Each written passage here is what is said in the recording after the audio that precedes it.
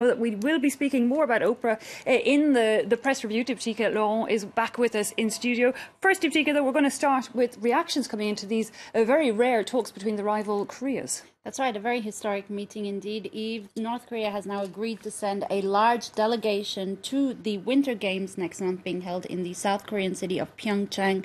This itself is a milestone decision because the New York Times explains they've only ever sent a small group of athletes in the past.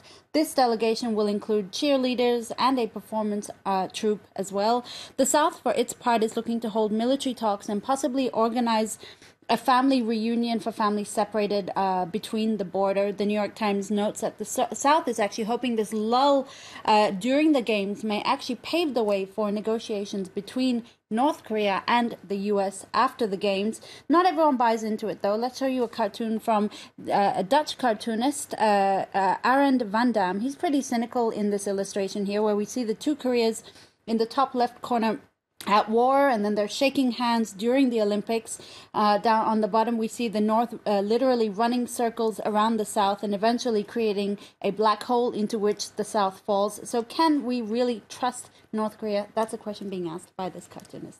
Okay, well, in Belgium, meanwhile, Diptyque, the four-year-old coalition government looks to be in trouble due to a migration scandal. Big trouble, actually, for the centre-right coalition that's led by Belgian Prime Minister Charles Michel. The immigration minister, Theo Franken, he's actually from one of the coalition partner groups, the Flemish Nationalist NVA Party. Now, there's a federal investigation into this man, Theo Franken, into claims that under pressure to deal with Europe's migrant crisis in 2015, he may have actually invited Sudanese officials to Belgium to help identify Sudanese people that could be deported. So obviously the officials had picked out their enemies, and those people were allegedly tortured once they returned back home. Now, Franken is actually facing calls for his own dismissal, and the head of his party, that NVA party, his name is Bart de Wever. Well, he's threatened to actually pull his party out of the coalition government if Franken is fired.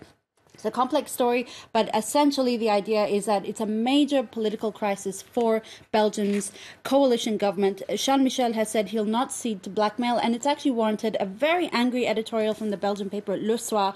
They say, well, if Franken did something wrong, he should be duly punished for it. This is basic political dignity.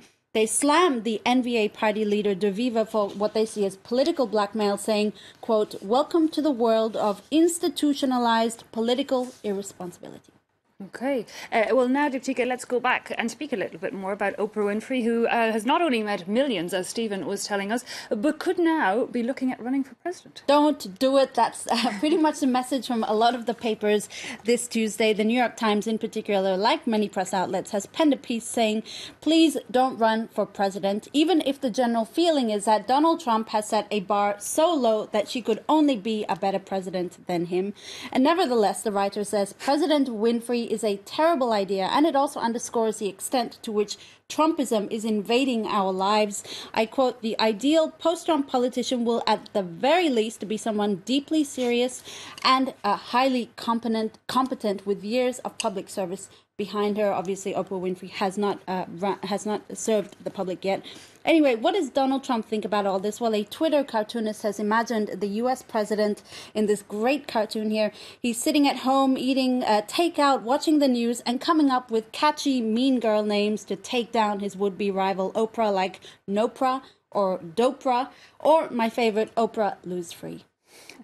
Okay, but you did find one article that has pointed out, hang on a minute, she hasn't actually announced that she's running. That's right, and thank God for Slate, because they do sort of temper all this hysteria around her possible bid. They say, well, Oprah's real message wasn't that she wanted to run for president. She was essentially trying to mobilize people to possibly run for president. She was trying to sort of inspire everyone. That's what she was really doing. It was particularly young girls watching at home. She was trying to inspire them to tell their own stories, fight their own battles, and their own injustices. Finally, Diptyque, let's take a look at a picture making the front pages of the British tabloids today. It's Princess Charlotte. That's right, 2-year-old Princess Charlotte has started nursery school as of yesterday. She's attending a £3,000 per term nursery school in London, full-time. Here she is looking ecstatic to be starting school and looking cute as a button in her chic red Mary Janes there and that really cute coat. As you see in this picture, it's been splashed across many of the British tabloids. The same picture, interestingly, taken by her mom, Kate Middleton, who herself is an avid photographer. Okay, I have to say she does look cute there, gearing up for nursery school. Dvika Laurent, thanks a lot for that. Still to come this hour, our Focus Report could help you find a new job. That is, if you're willing to move to Canada. Stay with us to find out more in the next half hour.